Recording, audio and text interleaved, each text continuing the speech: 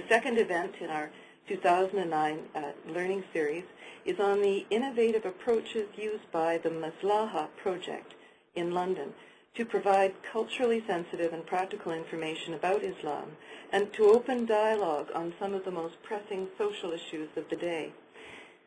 From the City of London, we have Raheel Mohammed, project lead at the Maslaha Project, and his colleague Natalia who will bring you a presentation with themes ranging from health and ethnicity to the role of faith-based communities in promoting intercultural understanding.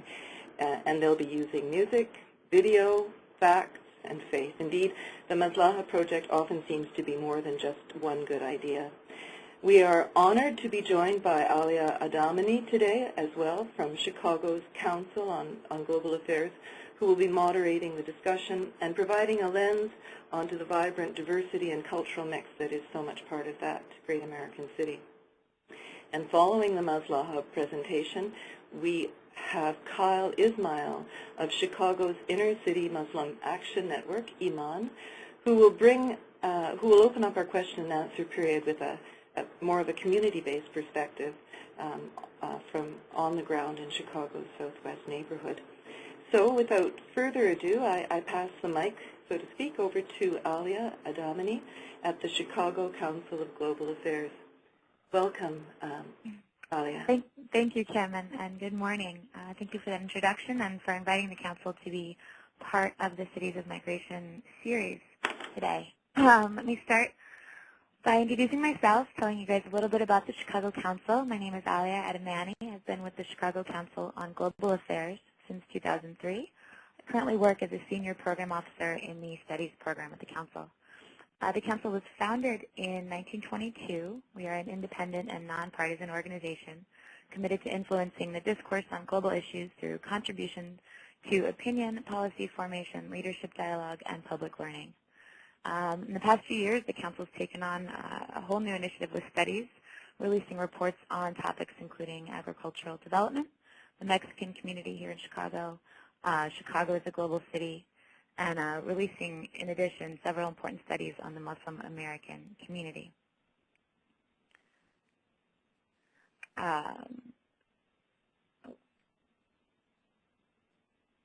organization is located here in Chicago, which, in addition to being Barack Obama's home city, is also home to one of the largest Muslim populations in the United States, which current estimates place at about 350,000, which would be about 5% of the region's local population.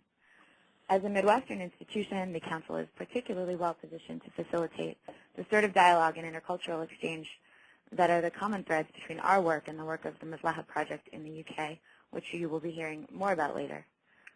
The Midwest is home to 4 of the 9 U.S. states with the largest Muslim populations, and within these communities, there is a high level of cultural and socioeconomic diversity that can make finding common ground within the community as much of a challenge as with non-Muslim communities. And that's one of the issues that we've covered extensively in our work here. I guess before we go forward, it might be useful to give you a little bit of a picture of the American Muslim community, since its history and characteristics also differ from the populations of Europe in some interesting ways. Islam is one of the fastest growing religions here in the U.S., and Muslim Americans are a very diverse group comprised of a mix of ethnic, linguistic, ideological, social, economic, and sectarian groups. The size of the Muslim American population has proved quite difficult to measure. As most of you know, probably the U.S. Census does not track religious affiliation. So estimates have varied from 2 million to 7 million, anywhere in between. However, it's clear that the Muslim American population has been growing rapidly as a result of immigration, high birth rate, as well as domestic conversions. About two-thirds of the first generation, two-thirds of the population are first-generation immigrants from all over the world, and a significant portion of the remainder is African American, especially here in Chicago. To give you some history, the largest flow of Muslims began with the Immigration and Nationality Act of 1965, which abolished national origin quotas and opened our doors to an unprecedented number of immigrants and students from Asia, the Middle East, and Africa.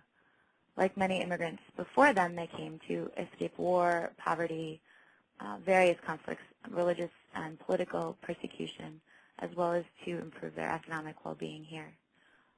Although Muslims have come to live in every corner of the U.S., many have settled in major metro areas along the two coasts and in the Midwest, New York, LA, Chicago, and the Detroit-Dearborn area.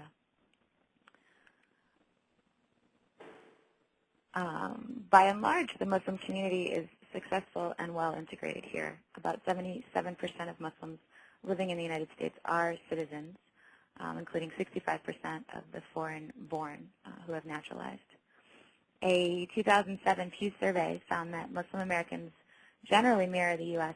public in education and income levels, and that average incomes compare well to those of non-Muslims, tracking about to the national average. Where in the top income bracket, Muslims actually exceed the national averages. When it comes to identity, 47% of Muslims in the U.S. think of themselves as Muslims first, versus 75% of Muslims in Europe. However, the community certainly has challenges here. The events of September 11th and the post-9/11 era in the U.S. impacted the confidence of the Muslim American community, seemed to take a step backwards in terms of integration and civic engagement. It quickly became apparent that the community lacked strong institutions and recognizable public or political voices, and that without access to government and media circles to address these challenges, the Muslim American community felt vulnerable. It was also clear that the average American's knowledge of Islam and their personal contact with Muslims was minimal, which undermined efforts to build respect through familiarity. Starting in 2006, the Chicago Council took on a series of initiatives to address these issues. The Council convened in 2006 a task force of Muslim and non-Muslims to look at issues of civic and political integration of Muslim Americans, and that group presented a balanced, nonpartisan assessment of the current Muslim American experience, highlighting 6 major recommendations for expediting the Muslim American journey to full civic and political integration. That report was released in June of 2007. As a supplement to that project, the Council partnered with the Center for Studies in Security and Diplomacy at the University of Birmingham in the UK to convene a city-level dialogue with leaders and experts from Chicago's Muslim community and its sister city, Birmingham.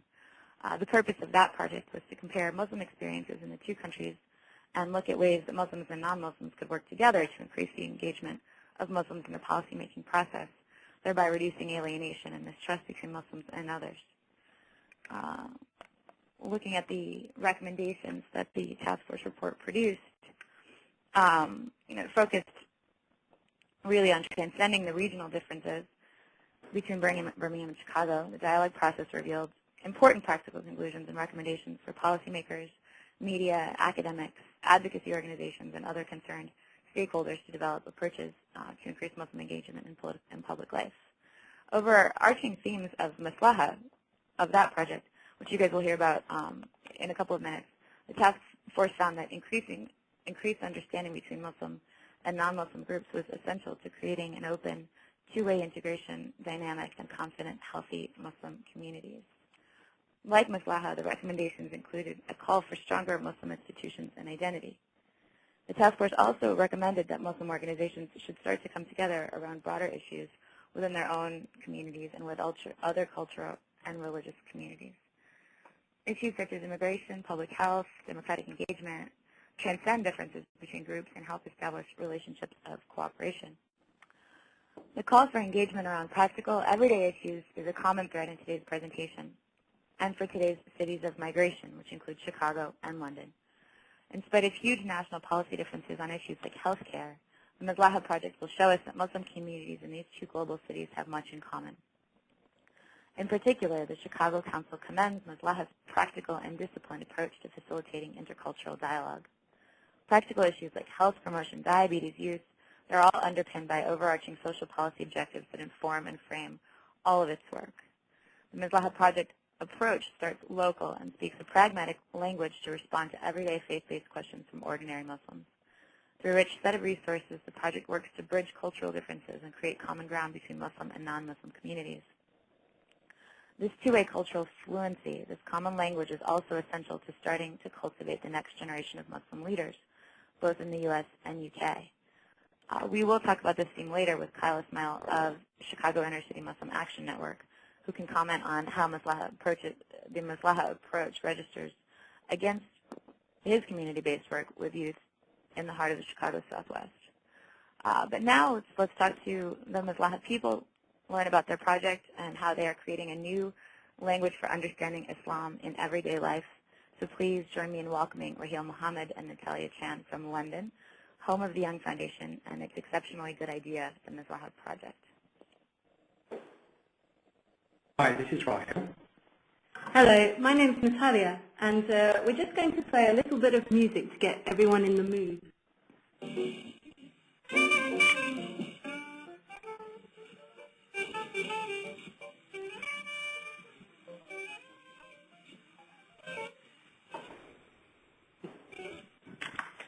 And we'll explain that more later.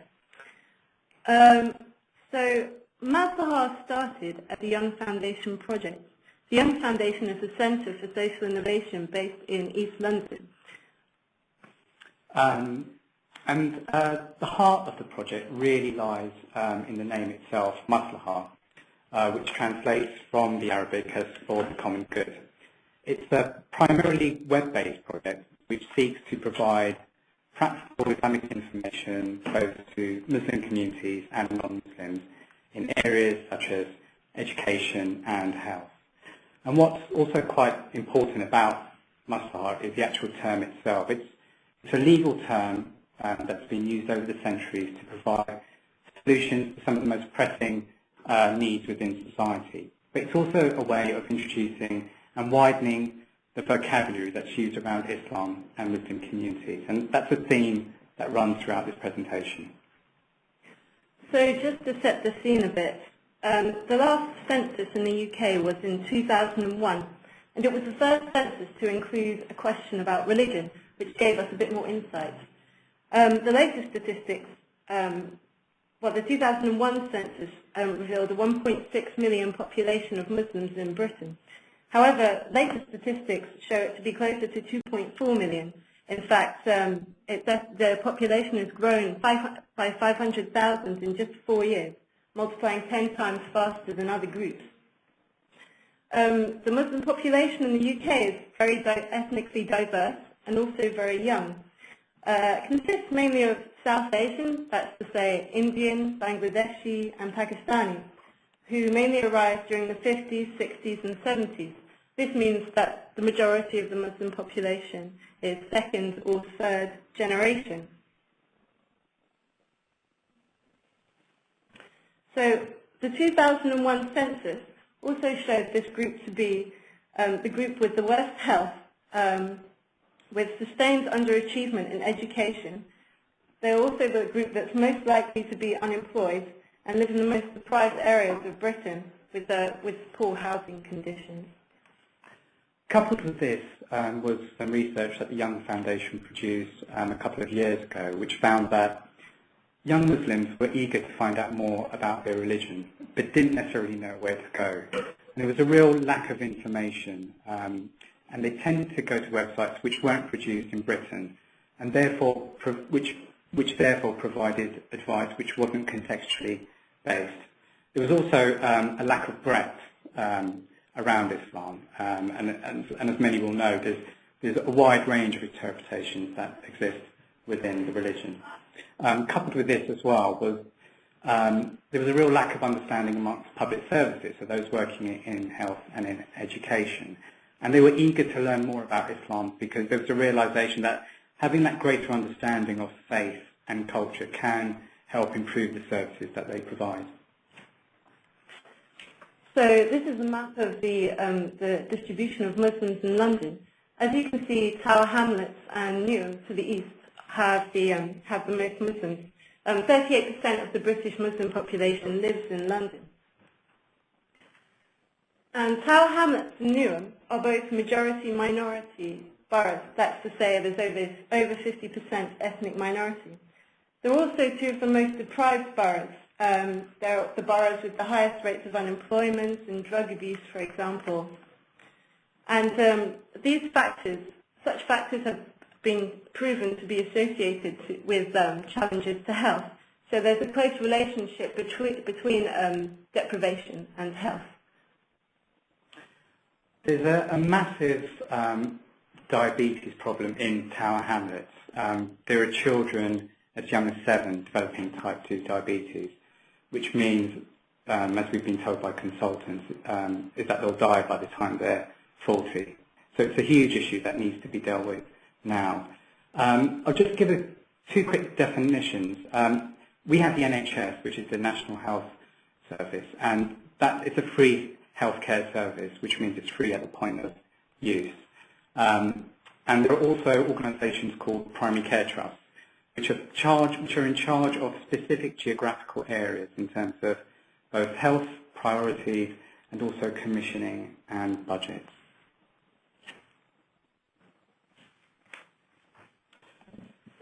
Speaking to practitioners on the ground, nurses and doctors, one of the things that comes across instantly is using faith or that cultural understanding actually reinforces health messages. And I think this is to do with widening the language that's used around health. So it's not just about calories or saturates, which isn't necessarily going to lead to a change in behaviour. There's a great extract from George Orwell's book 1984, where there's a character called Syme who talks about getting rid of verbs and adjectives so thought crime is no longer possible.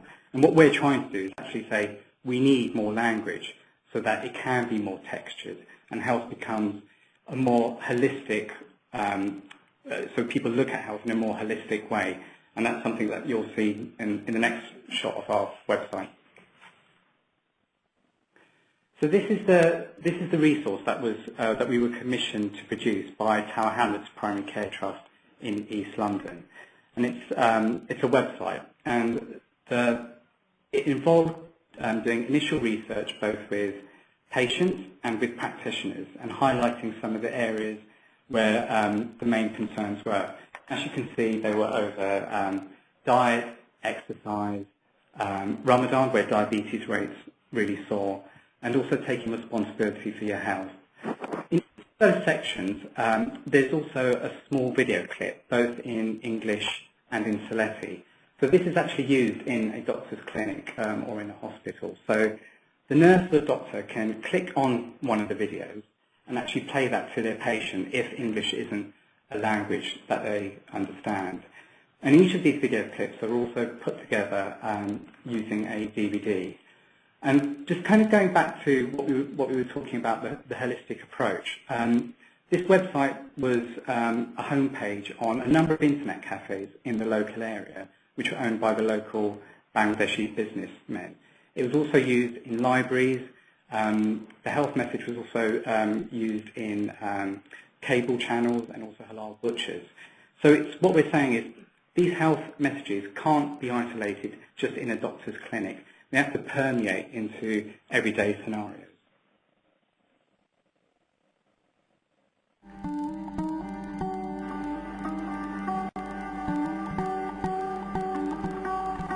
The Prophet himself would always eat light and balanced meals. He never ate to his fill of bread or cooked meat, which he only would eat occasionally. And in the Quran we have indications of the importance of balanced meals. So for example, some of the food which are recommended in the Quran include fruit and vegetables, lentils, olives, dates, garlic and ginger. And all of these are extremely good for the health.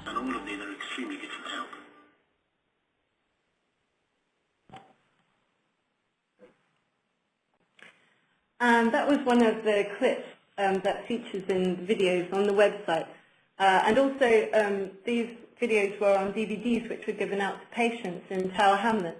And we initially produced 150 DVDs, but the demand for the DVDs was so high that we produced 100 more. So these DVDs were given out to patients. They were also used in schools, and we had lots of requests from pharmacies who were running local health sessions. Importantly, we went back to the surgeries and the clinics, and we found that the feedback was really positive from the DVDs and from the website, from doctors, from nurses and patients alike. In fact, we were inundated with requests for other resources dealing with other conditions such as depression, asthma, cardiovascular disease and so on, and also covering other languages.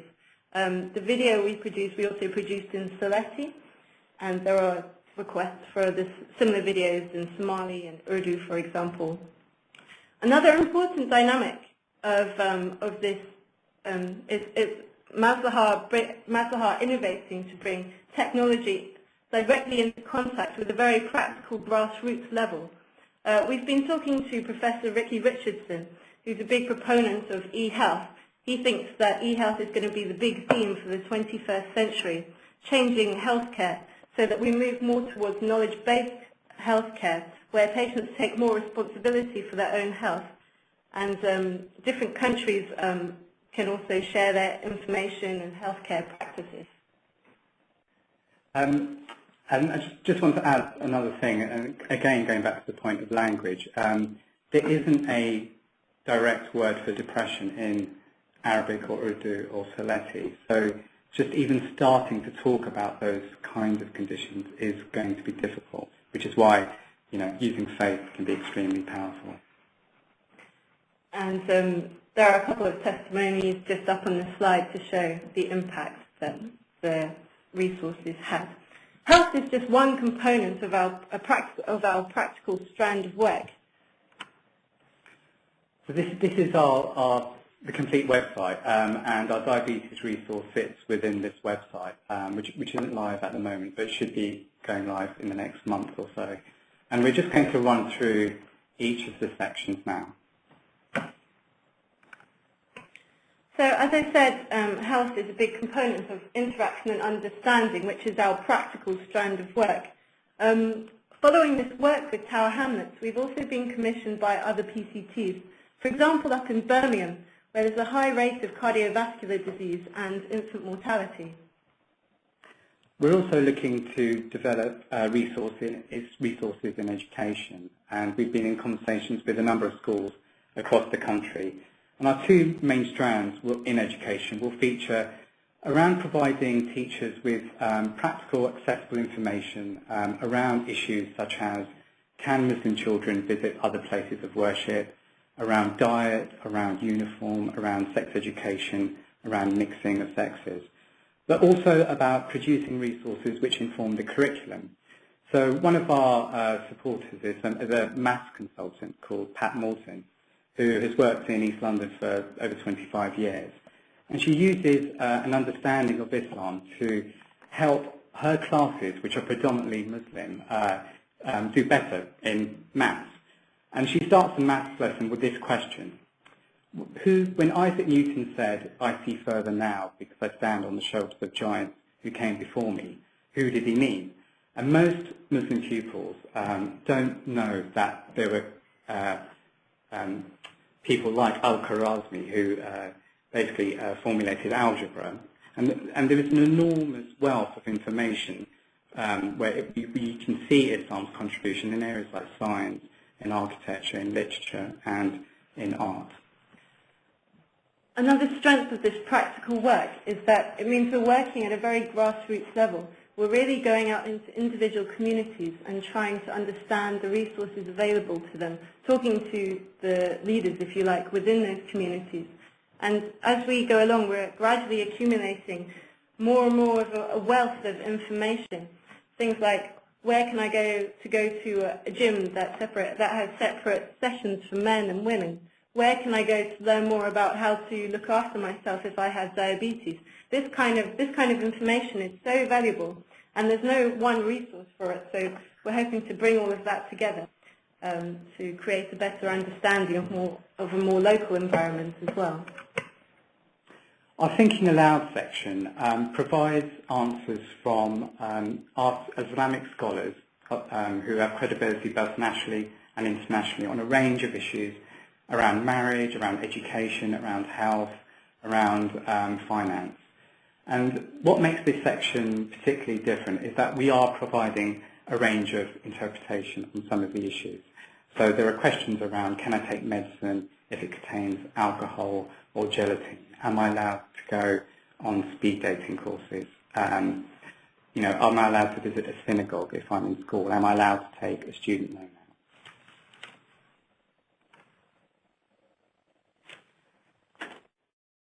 Our Untold Islam section shows Islam's contribution again to things like science and art and architecture.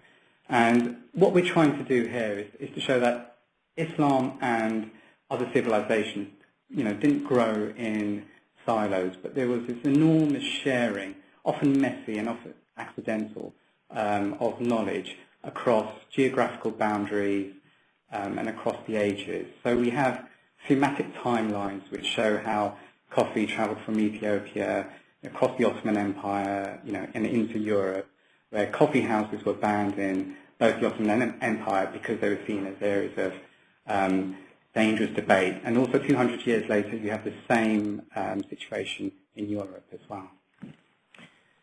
Another dynamic of Maslaha, going back again to the importance of bringing technology and real life together, is that video is integral to the whole site.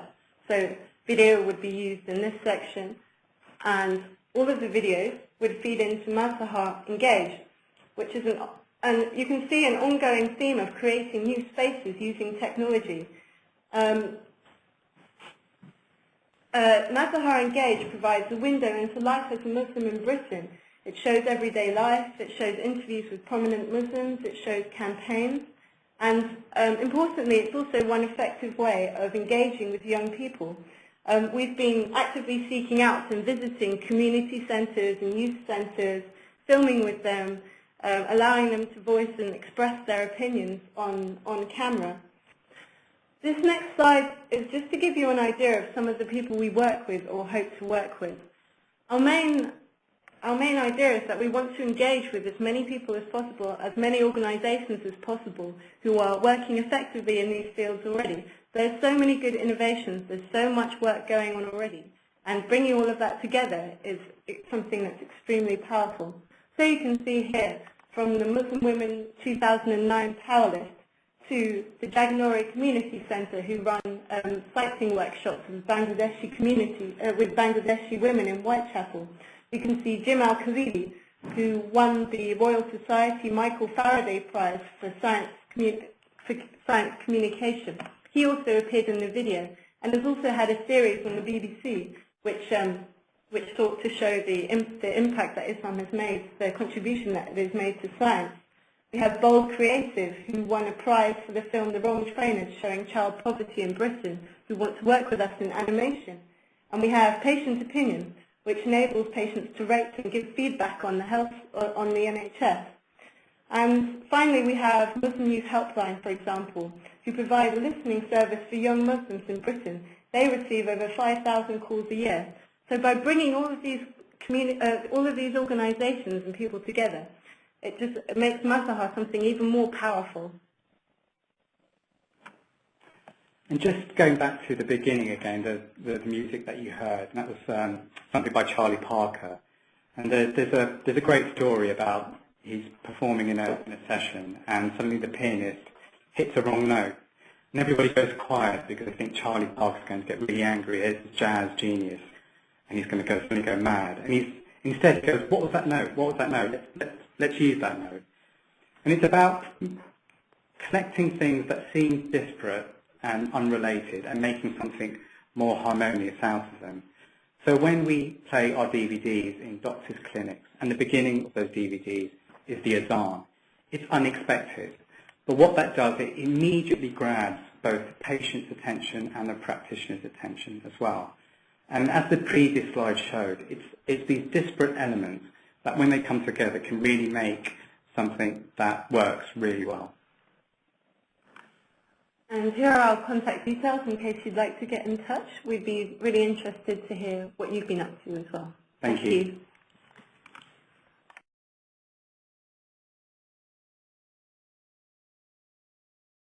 We appreciate in particular the richness of the experience of Islam that you describe, as well as the sort of complexity and depth that sort of a meaningful, both a meaningful intercultural dialogue and a collaboration of the kind you're describing requires. Because time is short, I'm going to turn immediately to our next speaker. Please welcome Kyle Ismail, who's come to us from Chicago's IMAN organization, which is an acronym for the Inner City Muslim Action Network. And Kyle has generously offered to respond to the Maslaha Project from the lens of his own sort of community-based experience in Chicago. So welcome, Kyle. Assalamu alaikum, and peace and blessings to everyone on the call, and thank you for having me.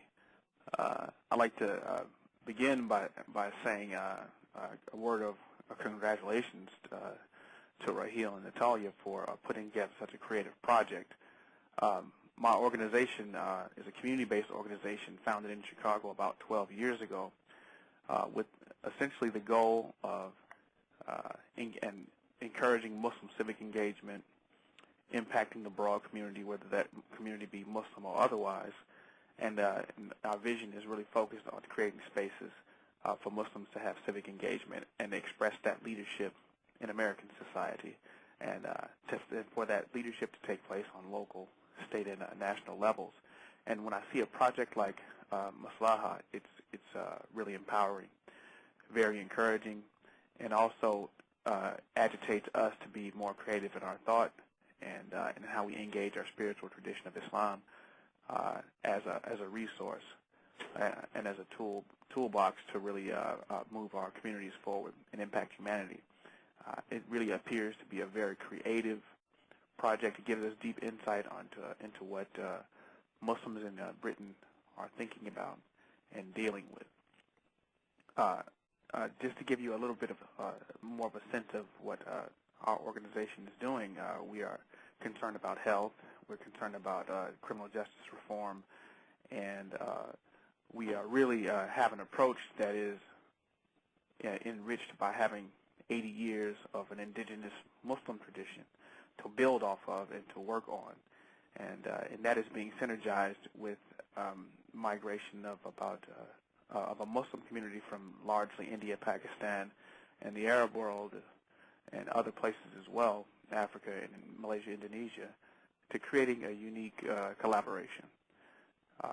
And so ultimately, we see something like the Maslaha Project as something that we enjoy from a twofold vantage point. One, it is something that is impacting humanity in the common good.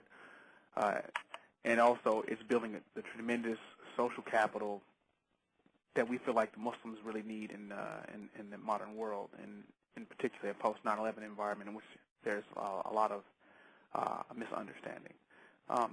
I'd like to just wrap up my brief portion by saying, given the sense of Islam in America, and in the Chicago area, Islam is clearly Muslims represent the second largest religion, and probably that is the case for the country. There are about close to 400,000 Muslims in the Chicago area, and they represent that sort of the demographic breakdown that we've described. And again, maybe 60 to 70% of that community is first, second generation immigrants, and perhaps as much as 35% of that is African American first, second, or generation, or even third in some instances, who have converted to Islam over the past 70 plus years. I'd like to put forth my first question to Raheel and Natalia on the topic of the importance of cultivating Muslim youth for broad civic and community leadership. How does the Maslaha Project envision supporting this goal?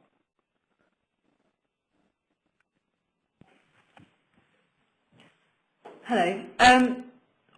Maslaha doesn't have a specific strand working with the youth, but it's inherent throughout the whole project. So every single section has dynamics which is applicable to Muslim youth. We've also been working closely with community centres such as Toynbee Hall, which is very famous in the East End for its work with the Bangladeshi community, the Froude Centre as well in Newham. And Engage in particular allows young British Muslims to have a voice. And we found that when we were preparing when we were doing the research for the project, and when we were going around and consulting with people, sometimes we'd speak to young Muslims and they say there are television cameras out there, and sometimes they just wanted to grab the camera and shout down, "This is what it's like to be me." And that was what really compelled us to focus on this video section as well. And again, going back to some of the statistics that Natalia was pointing out before, the quite high underachievement in education. So by producing resources, and this is already being done on a very small individual level, producing resources where you can show Islam's contribution to maths enables Muslim pupils to feel that this is something they can take ownership of. And what we want to do is to take that kind of experience and replicate that on both a local, national level. And I think that's something that we're working on doing right now. And obviously, you know, if Muslim pupils do better in education, it means they have a better chance of, you know, better employment. But also, the education strand is also important for showing non-Muslim pupils another side to Islam, and, you know, getting away from some of the images that you see in mainstream media.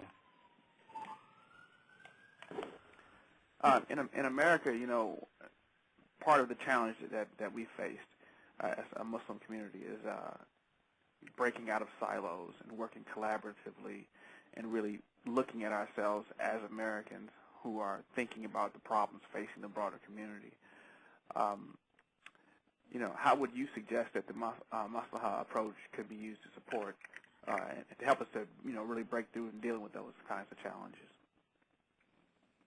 I think a big part of Maslaha, and the Young Foundation for that matter too, is identifying social innovations, ideas that work, ideas that are happening already, ideas that come from people who live within communities, who have a really good idea of what would work in their community and how they can make things better.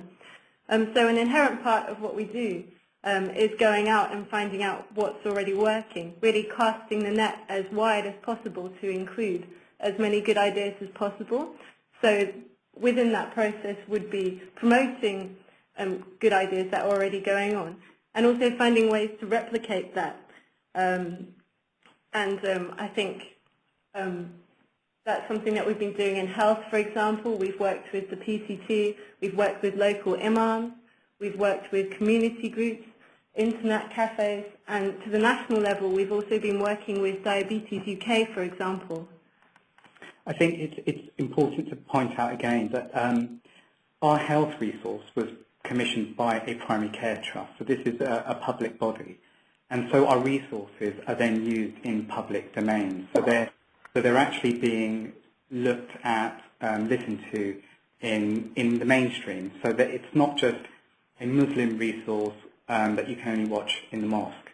There's obviously a need for that, but as I was saying before, that these kinds of messages need to permeate into everyday scenarios. As health is, I mean, health is an everyday part of everyone's life, and it doesn't make sense just to isolate it to a doctor's clinic or a hospital.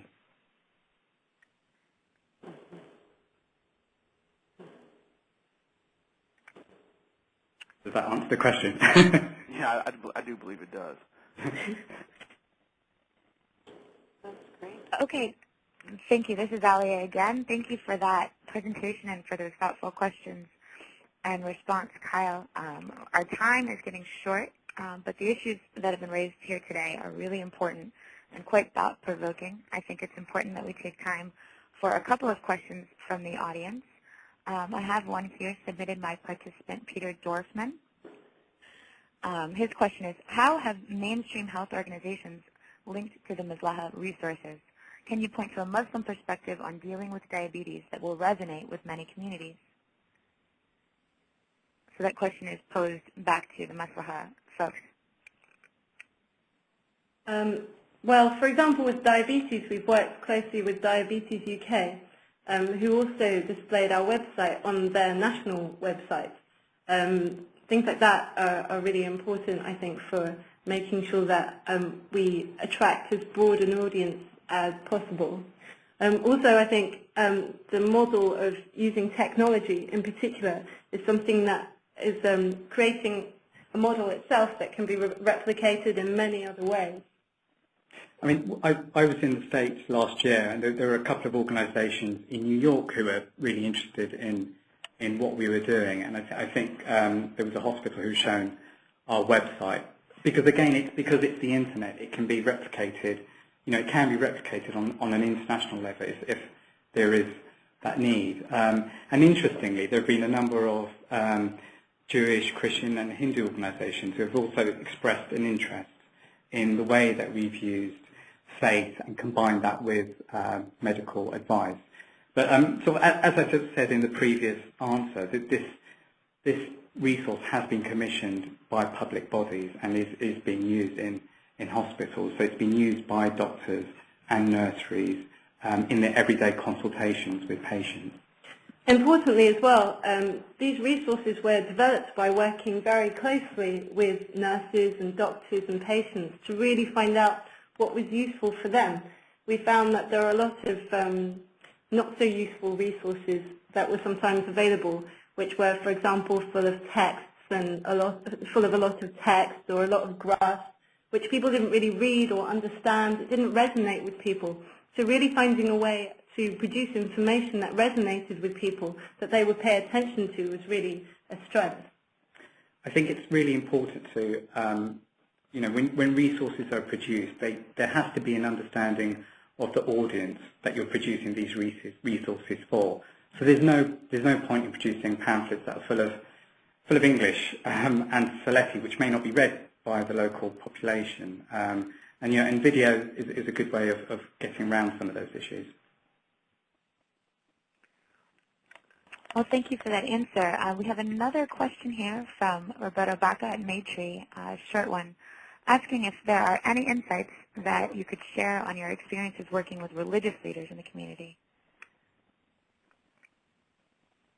What we've found is the religious leaders, the Islamic scholars that we work with, are keen to try and help the community as much as they can.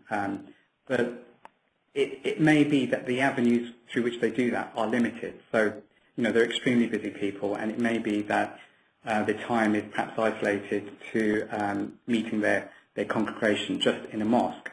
But through the internet, again, as you can see through our diabetes resource, we have an imam who's based in East London, and we have Islamic scholar Osama Hassan, whose message is then actually just relayed nationally through the DVDs that we produce, but also through the website as well. We've had really positive responses from many Muslim organisations in the UK who've actually helped us promote the resource as well.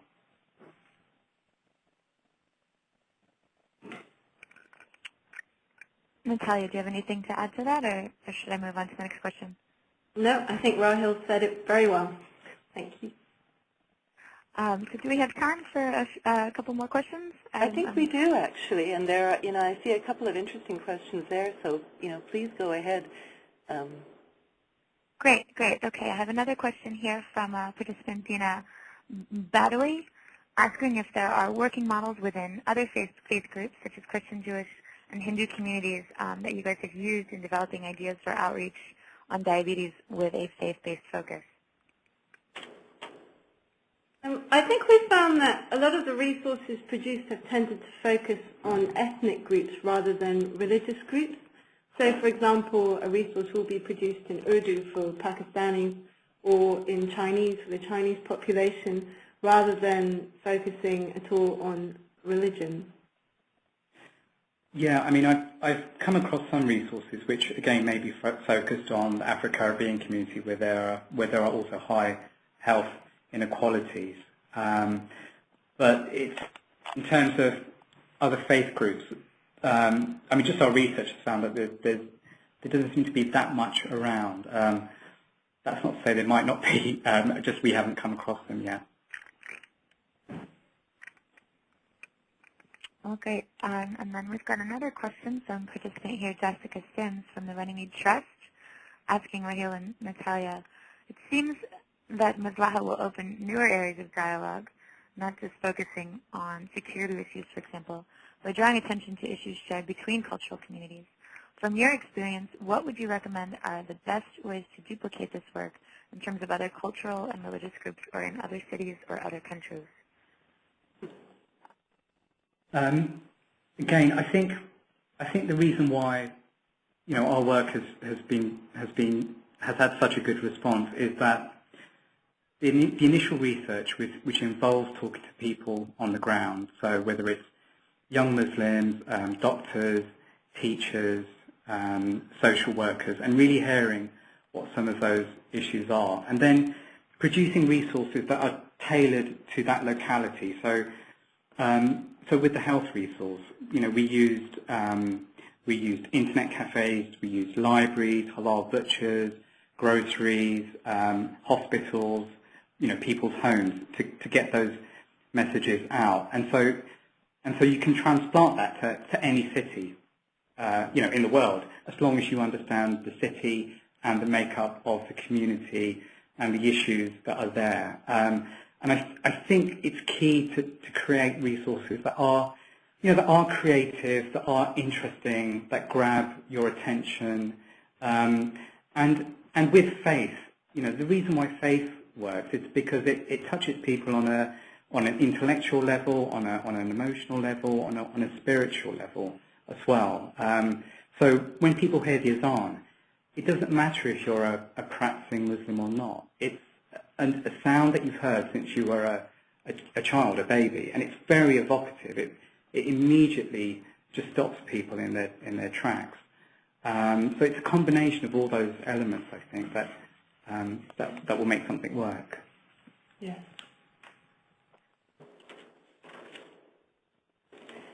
Well, thank you very much.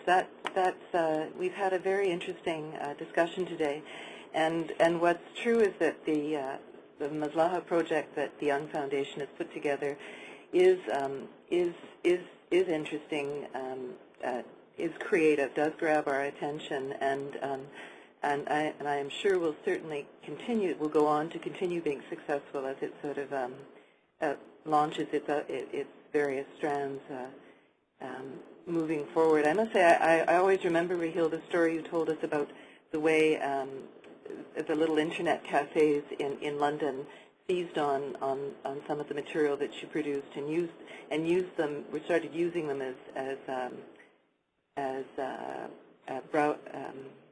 screensavers, sort of in their computers, because there's something about the language of this project that has an immediacy to it, and is available to people at all levels. So it really is an extraordinarily successful project, something that we'll have to continue watching, and something that we have much to learn from. So thank you very, very much. We have come to the end of today's webinar on Maslaha, a new language for understanding Islam. I would like to thank all our guests from London, Raheel Mohammed and Natalia Chan of the Young Foundation, and from Chicago, Alya Adamany of the Chicago Council on Global Affairs, and Kyle Ismail of the Chicago's Inner City Muslim Action Network. And I'd also like to thank all of you in the audience. We've had a great session and hit on many good ideas, many new strategies for thinking about work within cultural and faith-based communities, lessons that we can take with us and apply to our own fields of work. There are a few questions and answers that we may not have gotten to today, and we will make sure that those are posted online in a post-event sort of blogging space that we've created called Conversations in Integration. And we encourage you to catch up with that a little bit later and to add your comments to the discussion there, and I think we'll be able to provide some of the answers to the questions you heard at the end of today's session. Please remember that the event will be fully archived and will be available online for latecomers or for anyone that you think might have an interest in this topic. I encourage you to share the links. We should have those available tomorrow. And you will also find an evaluation posted online. I was hoping we were going to see the evaluation link online. If not, you'll be receiving it in your email right away. With our thanks and appreciation for helping make this the sort of international city-to-city connection and success that it's been. So thank you very much. Best wishes. Thank you from Cities of Migration. Merci, adieu, salut, and à bientôt.